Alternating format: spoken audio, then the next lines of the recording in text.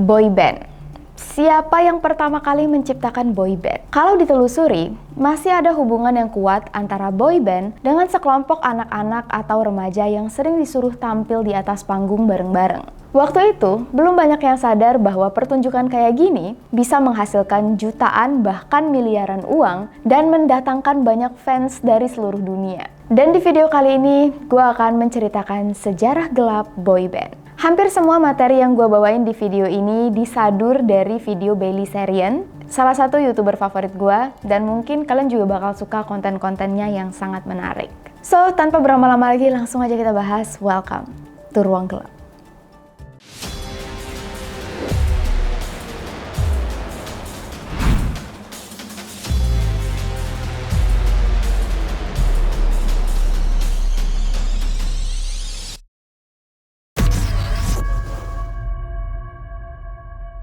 Pada tahun 1960, di Utah, Amerika, tinggallah keluarga Osmonds, yang terdiri dari bapak bernama George, ibu bernama Olive, 8 anak laki-laki dan 1 anak perempuan. Tipikal keluarga zaman dulu banget ya. Karena George dulunya anggota militer, dia selalu mendidik anaknya kayak tentara di rumah. Kalau tidur harus bareng-bareng di satu kamar. Kalau mengerjakan sesuatu harus disiplin, persis kayak tentara. Dan sebagai keluarga Mormon yang agamis, anak-anaknya sering dilatih menyanyi untuk tampil di gereja. Tetangga sekitar yang mulai sering mendengar nyanyian keluarga Osmonds mulai ngefans karena suara mereka bagus banget. Jadi mulailah terdengar isu tentang keluarga Osmonds yang pintar menyanyi, yang kemudian sampai ke telinga George, si bapak.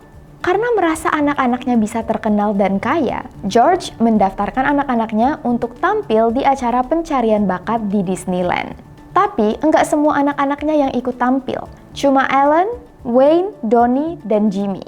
Nah, acara pencarian bakat ini ditonton langsung oleh Walt Disney yang emang lagi nyari talent baru. Diajaklah mereka untuk tampil di acara TV yang bernama Disneyland After Dark. Dan keempat saudara ini diberi nama The Osmonds.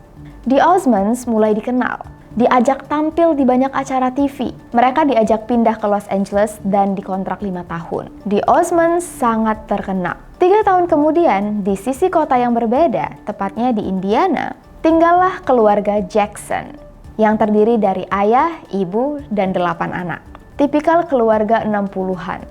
Rumah keluarga Jackson cuma punya 2 kamar tidur dan 1 kamar mandi. Jadi, ke-8 anaknya semua tidur dalam 1 kamar. Dan keluarga ini menganut agama Jehovah Witness atau Saksi Yahweh. Seperti yang kita ketahui secara umum, penganut agama Saksi Yahweh biasanya menutup diri dan lebih suka untuk berkumpul dengan yang sesama agama mereka aja. Jadi, ke-8 anak keluarga Jackson lebih sering di rumah, enggak boleh keluar-keluar. Di rumah, anak-anak mencoba mencari hiburan untuk menghabiskan waktu.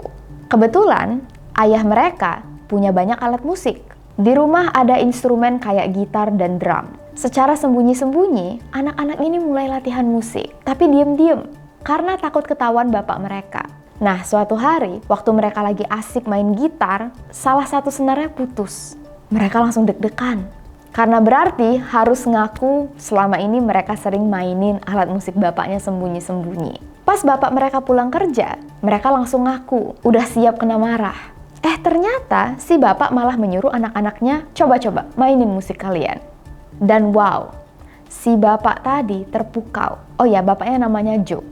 Si bapak Joe ini saking terpukaunya, langsung membentuk grup band untuk anak-anaknya, yang dinamai Jackson 5. Kenapa 5? Karena memang cuma 5 dari anaknya yang main alat musik, dan mereka adalah Jackie Jackson, Tito Jackson, Jermaine Jackson, Marlon Jackson, dan Michael Jackson.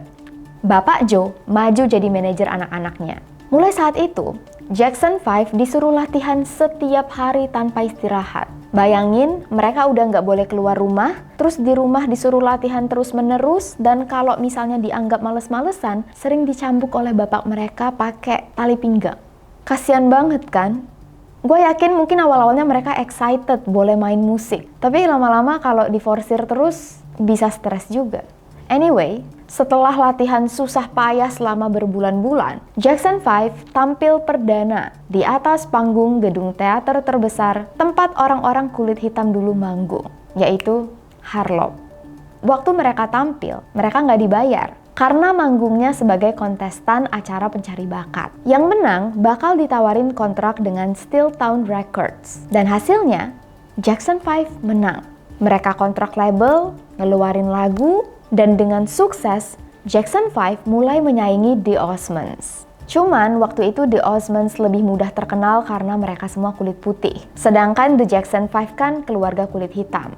Di belakang layar, The Osmonds dan Jackson 5 temenan. Tapi dasar media suka bikin onar, kedua grup band ini sering diberitakan berantem. Padahal gak ada apa-apa, cuman akal-akalan media untuk cari sensasi.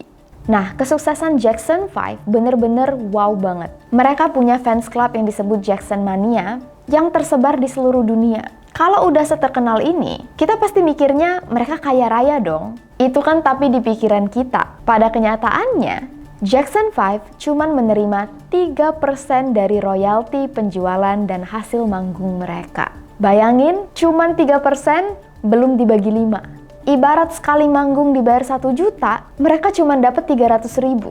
Kalau dibagi 5, satu orang cuma dapat 60.000. Jahat banget kan ya? Gara-gara ini, Jackson 5 mulai goyah. Ditambah lagi, Jermaine Jackson memutuskan untuk keluar dari grup karena dia ingin fokus membangun keluarga. Waktu itu dia memang mau nikah. Terus Michael Jackson juga memutuskan untuk berkarir solo. Jadi Jackson 5 bubar. Nah, grup band The Osmonds juga sudah mulai terlupakan. Tapi meskipun keberadaan dua grup band ini mulai pudar, konsep boy band mulai naik daun.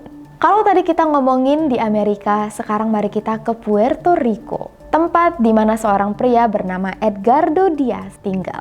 Edgardo Diaz atau Edgardo Diaz. Kurang tahu yang mana yang benar, yang jelas di video ini kita panggil Edgardo. Edgardo adalah manajer grup band La Pandilla yang terdiri dari 3 anak laki-laki dan 1 anak perempuan. Selama menjadi manajer band, Edgardo memerhatikan kesuksesan The Osmonds dan Jackson 5. Semakin dia perhatikan, semakin dia sadar kalau mau untung, memang harus bikin boy band. Pertama, karena anggota fanbase kebanyakan cewek. Yang kedua, penyanyi yang biasanya sangat populer adalah laki-laki. Dan biasanya masih remaja, masih muda. Semakin tua justru fansnya makin berkurang. Belum lagi kalau puber, suaranya berubah. Itulah kenapa Edgardo akhirnya memutuskan untuk membuat boy band yang berisikan anak-anak remaja, laki-laki, berusia 12-16 tahun. Kalau misalnya ada member yang sudah lewat 16 tahun, bakal langsung dikeluarkan dan digantikan dengan member baru. Kejem ya? Dicarilah remaja laki-laki dari keluarga baik-baik, yang gak neko-neko, penurut, dan juga berbakat.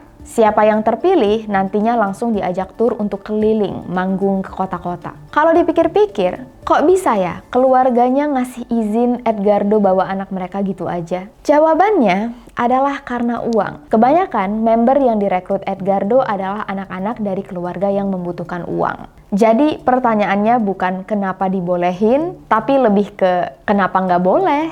Paham kan maksudnya? Grup band buatan Edgardo ini diberi nama Menudo. Begitu Menudo tampil di panggung, boom! Belum pernah ada band bahasa Spanyol yang sesukses grup band Menudo. Enggak cuma terkenal di negara-negara berbahasa Spanyol, waktu Menudo rilis album di Amerika, mereka jadi grup band pertama yang berbahasa Spanyol yang bisa mengambil alih Amerika. Saking terkenalnya, banyak orang tua yang mulai berlomba-lomba untuk memasukkan anak mereka menjadi member Menudo. Penggemar mereka banyak banget dan juga bisa dibilang melakukan banyak hal yang seharusnya tidak dilakukan. Kenapa? Karena penggemarnya nunggu 24 jam di jalan manapun yang mereka tahu Menudo bakal lewat. Bahkan mereka camping di depan hotel tempat Menudo menginap. Tapi ini masih wajar lah ya kalau sekarang. Yang enggak wajarnya, ada yang berhasil nyari info Menudo nginep di kamar nomor berapa. Kalau mereka dapet infonya, mereka masuk ke dalam kamar hotel, sembunyi di bawah kasur, sampai Menudonya dateng. Gue ngeri sih bayangin ya, geli dan ngeri. Ada juga nih yang sampai rela masuk ke dalam saluran ventilasi untuk ngintip Menudo lagi ngapain di dalam kamar. Ilegal kan? Bisa masuk penjara sih itu sebenarnya. Di tahun 1984, album Menudo terjual sebanyak 8 juta di seluruh dunia.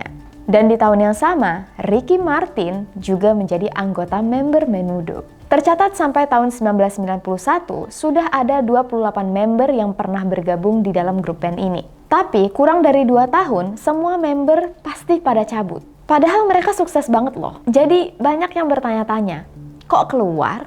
Seperti yang bisa kalian bayangkan, di depan panggung, wah keren, terkenal, berbakat, impian banyak remaja lainnya. Tapi di balik pintu, mereka tersiksa. Awal kenyataan ini terungkap saat ada 2 anggota grup band Menudo yang tertangkap basah membawa marijuana. Ternyata yang mensuplai anak-anak ini dengan alkohol dan obat-obatan tidak lain dan tidak bukan adalah Edgardo. Biar anak-anak selalu semangat dan merasa senang meskipun kecapean. Edgardo langsung menyangkal tuduhan ini. Edgardo bilang anak-anak yang keluar memfitnahnya gara-gara dipecat. Padahal semuanya mengundurkan diri. 4 anggota lain juga mundur karena mereka merasa tersiksa. Uang yang dibayarkan juga enggak seberapa. Dan yang paling parah, ada dugaan pelecehan seksual. Secara resmi, anak-anak ini tidak pernah melaporkan Edgardo ke polisi ataupun dituntut ke pengadilan. Tapi, ada yang mengaku Edgardo pernah memaksa Ricky Martin yang waktu itu masih kecil untuk memakai pakaian wanita di sebuah pesta. Dan Edgardo juga pernah memaksa tidur dengan salah satu anggota grup band. Anak laki-laki yang masih remaja loh. Mungkin anak-anak remaja ini malu dan takut untuk cerita atau melapor ke polisi. Di sisi lain, saat Menudo lagi naik daun, muncul saingan baru.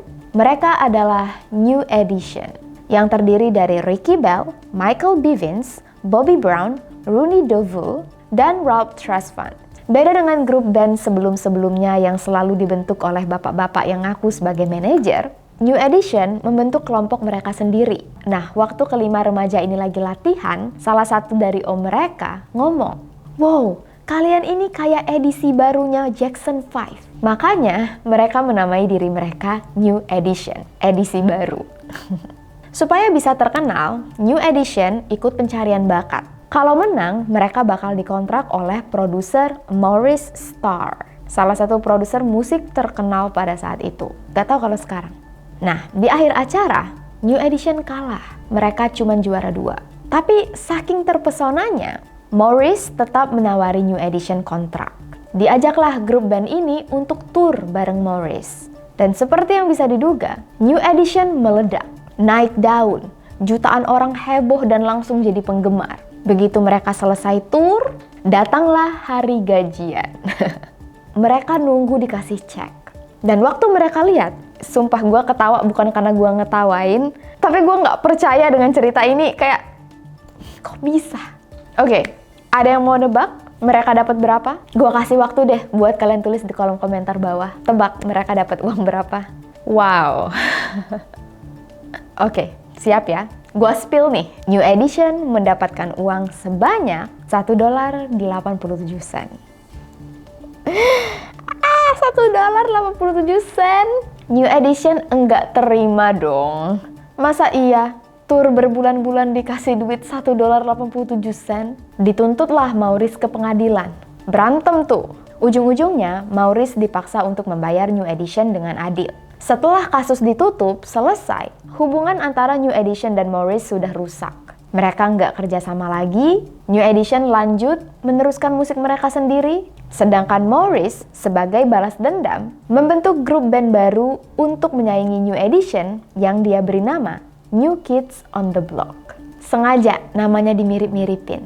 Kalau New Edition anggotanya kulit hitam, New Kids on the Block anggotanya semua kulit putih. Di pikiran Maurice, kalau New Edition aja bisa terkenal padahal kulit hitam, apalagi New Edition yang semuanya kulit putih. Ini gue bukan rasis ya guys, ini gue cuma menceritakan keadaan pada saat itu. Gue juga bukan orang Kaukasia, bukan orang putih. Oke, balik lagi ke cerita. Nah, waktu New Kids on the Block rilis, mereka terkenal gila-gilaan. Sukseslah grup band ini. Mereka juga nggak punya skandal. Tapi, gara-gara mereka, muncul satu nama yang masuk ke industri musik, yaitu pria bernama Lou Pearlman. Sejak muda, Lou sudah tertarik dengan dunia bisnis musik. Bisnis musik ya, bukan jadi pemusik. Soalnya Lou nggak punya bakat dan juga tampangnya kurang mendukung. Cuman, Lou tahu Musik sebenarnya bisa menghasilkan uang, tapi nggak pernah dia seriusin. Waktu dewasa, Lu kerjaannya bikin perusahaan bodong. Semua perusahaan bodongnya dia jalankan dengan skema Ponzi. Semua uang investor yang masuk nggak pernah dijalankan untuk bisnis. Semuanya cuma tipuan ala-ala. Salah satu bisnis bodongnya adalah usaha charter pesawat yang bernama Transcontinental. Nah, waktu itu nggak tahu gimana New Kids on the Block nyarter pesawatnya Lu. Lu kaget, gila ya anak-anak ini. Kok sanggup nyarter pesawat? Ditanyalah oleh Lu, emang pemasukan kalian dari musik berapa sih? New Kids on the Block bilang, mereka untung 200 juta dolar dari penjualan album dan 800 juta dolar dari tour dan jualan merchandise. Kuping Lu panas. Wah, salah jalur bisnis nih gua. Pulang dari ketemu New Kids on the Block, Lu langsung nyari talent. Dia adakan acara pencarian bakat. Dan dari sinilah terbentuk grup band Backstreet Boys. Yap, di sini ada Nick Carter, Howie Dorough, A.G. McLean, Brian Littrell, dan Kevin Richardson.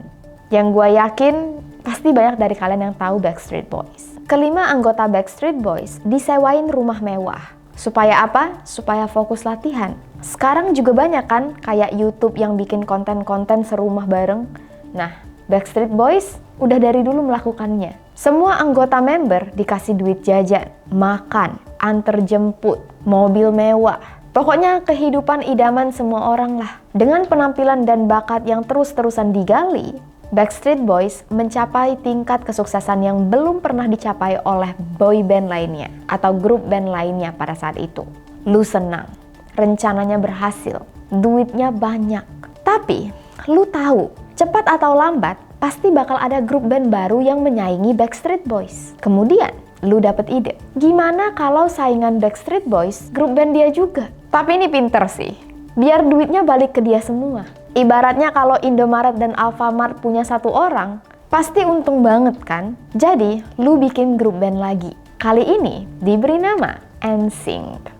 Mereka adalah Justin Timberlake, JC Chasez, Joey Fatone, Chris Kirkpatrick, dan Lance Bass. Kalau dari tadi banyak penyebutan nama yang salah, gue mohon maaf ya guys. Konsep NSYNC sama kayak Backstreet Boys. Mereka dibiarkan tinggal serumah. Latihannya di hangar pesawat yang kosong. Semua anggota band ini harus kerja selama 18 jam. Dalam sehari cuma dikasih waktu bebas 6 jam. Dalam 6 jam itu mereka harus ngatur sendiri tuh. Tidur mau berapa jam, makan, mandi, terserah. Pokoknya 6 jam free, 18 jam kerja. Supaya bisa tidur cepet, mereka mulai kecanduan minum vodka sebelum tidur. Supaya semangat, mulai nyenggol obat-obatan. Jadi lama-lama anak-anak ini kecanduan alkohol dan obat-obatan. Oleh Lu, dibiarin aja. Mereka mau ngapain aja terserah. Asalkan latihan dan menghasilkan uang. Dieksploitasi lah. Nah, waktu Backstreet Boys masih di atas, NSYNC belum disuruh tampil. Mereka disembunyiin dulu, dipersiapkan dan latihan terus. Biar Backstreet Boys dulu yang meledak. Album Backstreet Boys terjual 28 juta di seluruh dunia. Wow. Para fans sampai camping di depan toko musik supaya bisa kebagian albumnya. Waktu Backstreet Boys tampil, 5.000 fans datang ke acara, sampai-sampai polisi harus menutup gedung supaya nggak ricuh. Nah, waktu Backstreet Boys kecapean, mereka nggak bisa tampil di acara konser Disney Channel. Jadi, siapa yang maju? NSYNC dong. NSYNC mulai mengisi konser Disney Channel setiap hari dalam sebulan. Dan seperti yang sudah diprediksi, nama NSYNC langsung melejit. Bahkan banyak yang bilang jauh lebih terkenal dari Backstreet Boys. Tapi kayaknya mirip-mirip lah. Oleh Lu, masih ini Bapak, dibuatlah skandal antara Backstreet Boys dan NSYNC. Biar makin sensasional dan terkenal. Padahal di belakang layar mereka semua baik-baik aja. Semua ide Lu bisa dibilang berhasil. Gak bisa dipungkiri juga, ada banyak sekali mahakarya dan lagu-lagu yang hingga sekarang masih bisa kita nikmati dari hasil Backstreet Boys dan NSYNC. Tapi, masa kejayaan di bawah manajer Lu enggak bertahan lama. Pada tahun 1997, Nick Carter yang berusia 17 tahun mengalami kejadian yang membuat dia tidak ingin lagi bertemu dengan Lu sama sekali. Nick dan keluarganya nggak mau cerita kenapa. Yang jelas, ibunya Nick pernah bilang, apa yang terjadi pada Nick hampir memecahkan keluarga kami. Kira-kira apa ya? Nah, selain memiliki Backstreet Boys dan NSYNC, Lou juga punya beberapa band lain. Cuman emang kurang terkenal. Satu persatu member grup bandnya mulai buka suara. Lou dikabarkan sering masuk ke dalam kamar mereka tanpa busana. Mereka juga sering dikasih tontonan dewasa. Pernah juga Lou mempertontonkan CCTV anggota grup band yang isinya cewek semua lagi mandi ditontonin ke anggota grup band yang cowok. Parah banget gak sih? Asisten pribadi Lou sendiri mengaku dia sering digrepek-grepek. Dan salah satu anggota grup band pernah ngomong, ya kalau Lou pengen ngapa-ngapain, ya udah mau gimana lagi. Namanya juga nyari uang jutaan dolar. Kalau Lou mau apa, ya turutin aja lah. Berarti ngerti kan maksud gue apa? Bahkan katanya hampir semua anggota grup band pasti punya satu member yang ditumbalkan untuk kepuasan Lou. Jadi kenapa nggak ada yang melapor? Jawabannya mungkin karena Lou punya kekuasaan dan punya uang. Ibaratnya, dari 5 orang yang mendengar cerita Lou, 2 diantaranya enggak mau tahu, sedangkan 3-nya lagi enggak mau dengar. Jadi, udah bisa kalian bayangin sendiri kan? Tapi, semuanya berubah saat datanglah hari di mana Lou harus membayar pendapatan anak-anak bandnya. Kalian tahu, Backstreet Boys dan NSYNC dibayar $35 per hari. Dan selama 3 tahun kerja, Backstreet Boys dibayar $10.000. Belum dibagi-bagi loh, mereka kerja juga selama 3 tahun. Bayangin perjuangan mereka latihan, kecanduan, dilecehkan, dan untungnya cuma sekitar 15 juta. Mungkin kalau dikonversikan ke sekarang sampai 45 jutaan lah. Tapi kan pendapatannya dalam 3 tahun, dan itu dari 2 band yang paling terkenal. Bayangin anggota band-band lain yang gak terkenal dibayar berapa? Karena nggak terima, Backstreet Boys dan NSYNC tentu aja memutus kerja dengan Lou dan menuntutnya ke pengadilan. Nah, semenjak pertikaian ini, Lou tetap kembali menjalankan bisnis musiknya. Dia kan masih punya band-band lain ya. Ada juga beberapa bandnya yang lumayan terkenal selain NSYNC dan Backstreet Boys. Misalnya Take 5. Tapi, hidup Lou mulai berubah. Masih inget kan? Di awal cerita gue bilang, Lou punya perusahaan bodong dengan skema Ponzi. Rupanya, di tahun 2006, FBI mulai mencurigai bisnis pesawat Lou. Begitu terbukti bahwa bisnisnya memang menggunakan skema Ponzi, Lou langsung dicari. Dia buron. Lou yang ketakutan, kabur. Tebak kabur kemana? Bali! Dia sembunyi di Hotel Nusa Dua. FBI langsung datang ke Bali. Dan waktu mereka sarapan, mereka nggak sengaja ketemu Lou juga lagi sarapan di tempat yang sama. Ya udah, jadi FBI-nya santai, mereka sarapan dulu sambil ngeliatin Lou. Pas udah kelar, barulah Lou ditangkap dan dijatuhi hukuman penjara selama 25 tahun. Lou waktu itu mengalami stroke, dan setelah 2 tahun mendekam di penjara, dia meninggal dunia karena serangan jantung. Sampai sekarang, konsep boyband makin terkenal. Dan memang terbukti menghasilkan banyak uang. Entah ada berapa banyak boyband di luar sana sekarang yang mengalami hal yang sama dengan apa yang dialami oleh band-band yang tadi ada di cerita. Tapi mudah-mudahan di zaman sekarang, apa yang dilakukan Lou tidak lagi terjadi. Tapi emang nggak bisa kita pungkiri, menjadi orang terkenal itu butuh mental yang kuat. Mulai dari latihan dan kerja keras yang gigih, mempertahankan citra, belum lagi sekarang ada yang namanya online bullying. Kesuksesan juga bisa menjadi tekanan batin bagi beberapa orang. Apalagi ada kasus beberapa member boyband dan girlband yang mengalami depresi dan akhirnya mengambil nyawanya sendiri. Kita nggak bakal bisa merasakan perjuangan dan tekanan yang mereka hadapi. Yang kita tahu, mereka tampil keren di depan panggung, mereka berbakat, karena mereka sukses harusnya bahagia, tapi bisa jadi masih ada oknum-oknum di luar sana yang mengeksploitasi orang-orang berbakat demi kepentingan mereka sendiri. Mudah-mudahan industri di zaman sekarang sudah jauh lebih baik ya. Dan itulah tadi sejarah panjang tentang boyband. Maaf banget kalau ada salah penyebutan, dan please kalau misalnya ada info yang menurut kalian kurang atau tidak tepat, atau ada beberapa fans di sini yang merasa gue menyinggung grup bandnya. Sebelumnya gue mohon maaf karena nggak ada sama sekali keinginan untuk menyinggung apapun. Kalau kalian suka dengan video ini, jangan lupa untuk like, subscribe, bunyikan loncengnya, share juga ke teman-teman kalian, dan komen di kolom komentar bawah kalau kalian punya sejarah gelap lain yang pengen diceritain di Ruang Gelap. Thank you so much untuk kalian yang sudah nonton Ruang Gelap dan selalu mensupport, dan untuk kamu yang baru di channel ini, hai, salam kenal. Mudah-mudahan kalian suka dengan konten-konten Ruang Gelap, and I'll see you guys very soon in the next video. please, please, please stay safe, take care, and stay alive.